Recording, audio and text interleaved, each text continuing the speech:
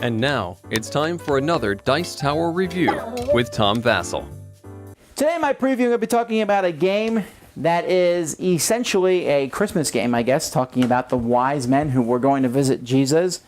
And the game is about that in exact. You are some of the wise men who are going, and of course, I guess you're trying to be first, trying to get the most points. So you have a group of wise men who are going to see Jesus. Let's take a look at the game and see if you like it.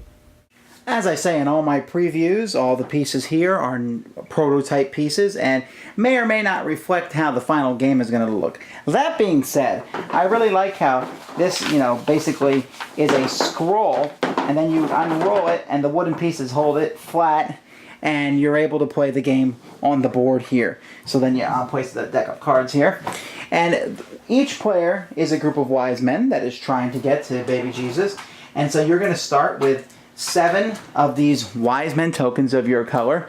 And you're going to also start with a handful of cards. And you can see up here is a deck of cards with 5 face up. And you also will get one of these decree cards, which is like a special goal that you're trying to accomplish by the end of the game. A bag with black and white tokens, as well as a token of each player's color, is shaken and given to the player who's going to go last each round. So each round progresses like this. On your turn, you take 2 cards, add them to your hand. You can take from the face-up ones, or you can take from the top of the deck. Then you will discard a set of cards and do what that set says. So the different sets that you can solve are as follows. You can get rid of 2 scrolls and place one of your Wiseman tokens here, and that will give you 2 points and one of these cards that you will be able to use. Have more gold cards. We'll look at those in a moment. Scroll cards are also useful because they're wild cards, and you can use them with any set, although you can't use more than 2 per set. Then there are the 3 gifts of the Magi, and you can see gold, frankincense, and myrrh, the 3 different cards. If you discard a set of those, you have to discard the set equal to the lowest number down here on the appropriate wise men. So let's say I'm getting rid of the myrrh, and I have 3 myrrh cards. I will discard those and place it here. The next player might give 4, and so he'll get more than me. So you have to it's kind of a game of chicken to see who's going to put anything on there or not. And that's how many points you'll get at the end of the game for each of those. Or you can discard a set including the star cards. Now the star cards that are shown here, those are used to have your wise men travel to see the king. So you would put a wise man here, and for each star card you play, you move him 1 hex. It doesn't matter how you move him. And he's trying to move off here to Jerusalem.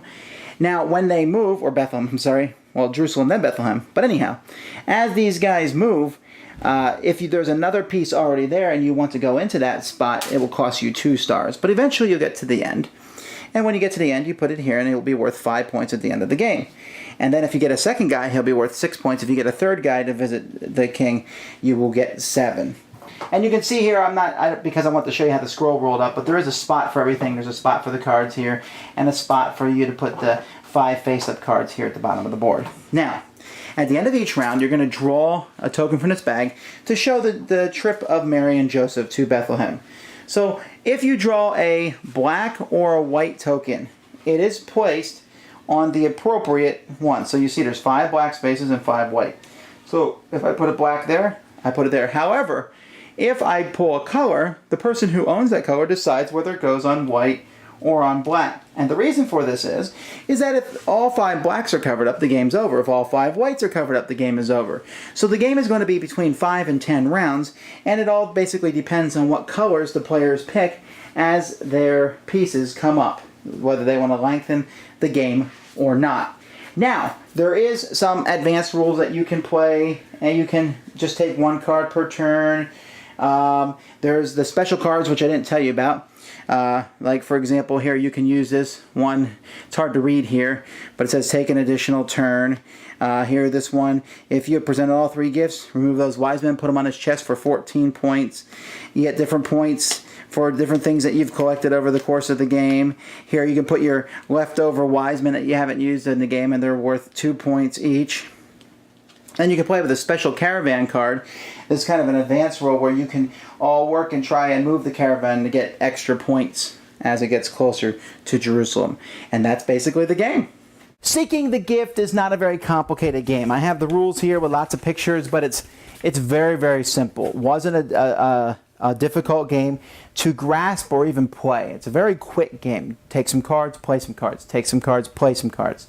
There's some elements of pushing your luck in it, as I try to be the first person to get gifts or try to move here, or maybe even some tactical movement as you move your wise men and try and block other people off. Do you want to start a new wise man or move the one that's already out there?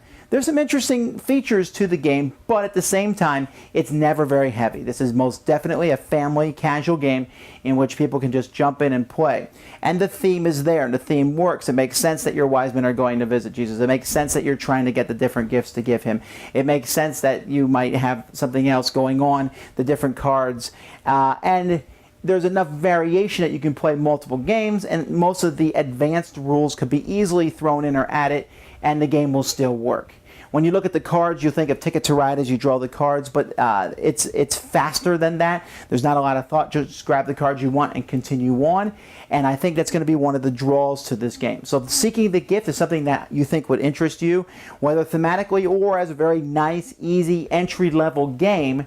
Then in just a moment, I'll show you the link on how you can kickstart it.